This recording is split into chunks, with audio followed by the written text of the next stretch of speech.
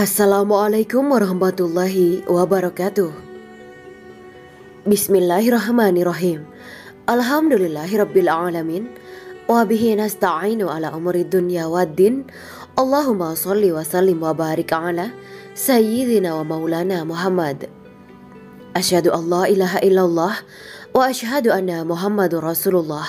Amma ba'du. Peristiwa Muharram. Allah Subhanahu wa Ta'ala sembuhkan Nabi Ayub setelah 18 tahun sakit parah. Pada 10 Muharram, Allah Subhanahu wa Ta'ala memberikan kesembuhan kepada Nabi Ayub setelah selama 18 tahun sakit parah. Ini adalah buah sikap Nabi Ayub yang sabar dan tawakal. Beliau menganggap sakitnya adalah ujian bagi dirinya. Beliau pun senantiasa berdoa agar disembuhkan dari sakitnya itu. Syekh Umar Sulaiman Al-Ashqar dalam bukunya yang berjudul Kisah-Kisah Sahih dalam Al-Quran dan Sunnah menyebutkan, dari seluruh keterangan dalam Al-Quran dan hadis dapat diambil kesimpulan bahwa sebelum menderita sakit, hidup Ayub penuh dengan kenikmatan dan kehidupannya makmur. Allah Subhanahu wa Ta'ala menganugerahkan harta, keluarga dan anak kepadanya. Kemudian Allah berkehendak untuk mengujinya, maka dia mengambil harta dan anaknya. Badannya pun berpenyakit.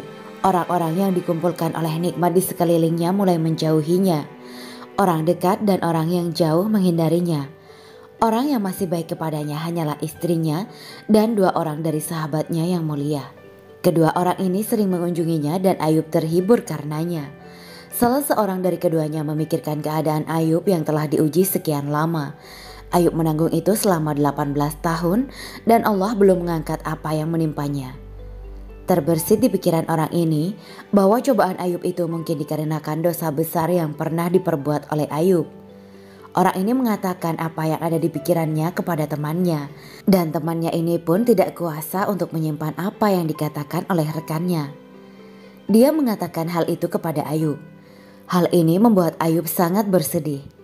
Maka dia menceritakan keadaannya secara terbuka dan menepis anggapan itu. Pada waktu Ayub sehat dan bugar, dia melihat 2 orang saling bertikai dan keduanya menyebut nama Allah. Ayub pulang ke rumahnya dan bersedekah atas nama keduanya, karena dia khawatir nama Allah disebut kecuali dalam kebenaran. Di sanalah Ayub menghadap kepada Tuhannya dengan memohon doa darinya agar ujiannya diangkat.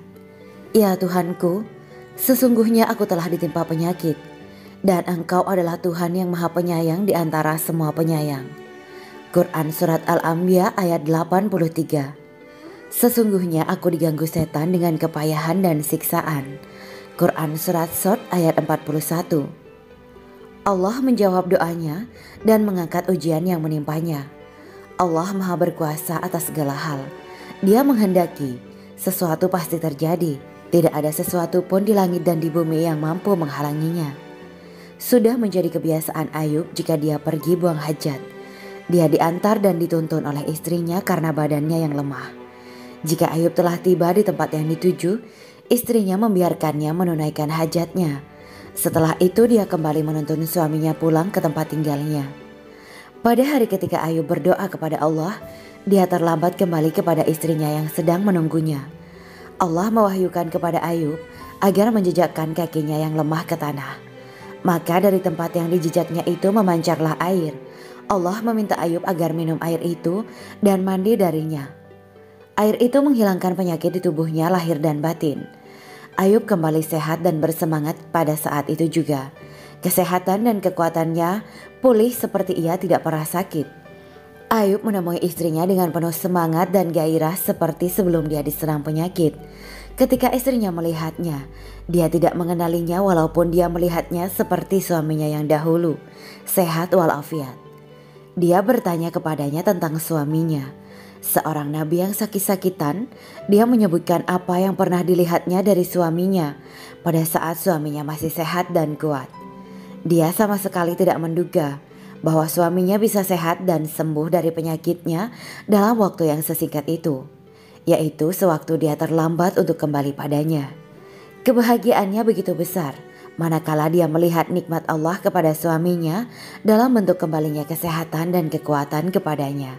Sebagaimana Allah mengembalikan kesehatan dan kekuatan, Allah juga mengembalikan hartanya yang hilang sebanyak 2 kali lipat, serta menganugerahkan anak-anak kepadanya 2 kali lipat pula. Allah mengirim 2 awan yang tidak membawa hujan, tetapi membawa emas dan perak. Ayub memiliki 2 tempat penyimpanan hasil bumi, yang pertama untuk gandum dan yang lain untuk jawabut. Awan pertama menumpahkan emas di tempat penyimpanan gandum, dan awan kedua menumpahkan perak di tempat penyimpanan jawabut. Nazar Nabi Ayub. Pada waktu sakit, Ayub pernah marah kepada istrinya. Dia bernazar jika dia sembuh, dia akan memukulnya 100 kali. Setelah sembuh, Ayub merasa berat memukul istrinya yang selama dia sakit begitu sabar merawatnya. Tetapi dia juga merasa berat karena tidak menunaikan nazar kepada Tuhannya. Maka Allah memberikan jalan keluar dan kemudahan. Dia memerintahkan Ayub agar mengambil seikat batang gandum atau jewawut dan memukul istrinya dengan itu 1 kali pukulan. Dengan itu Ayub telah menunaikan nazarnya dan tetap tidak menyakiti istrinya. Allah berfirman untuk Ayub, "Dan ambillah dengan tanganmu seikat rumput, maka pukullah dengan itu dan janganlah kamu melanggar sumpah." Quran Surat Shad ayat 44. Ayub adalah seorang yang gesit, dermawan, dan humoris dalam kejujuran. Rasulullah telah memberitakan kepada kita dalam hadis yang diriwayatkan oleh Bukhari dan Nasai dari Abu Hurairah, yang berkata bahwa Rasulullah bersabda, "Manakala Ayub sedang mandi telanjang, sekelompok belalang dari emas jatuh kepadanya.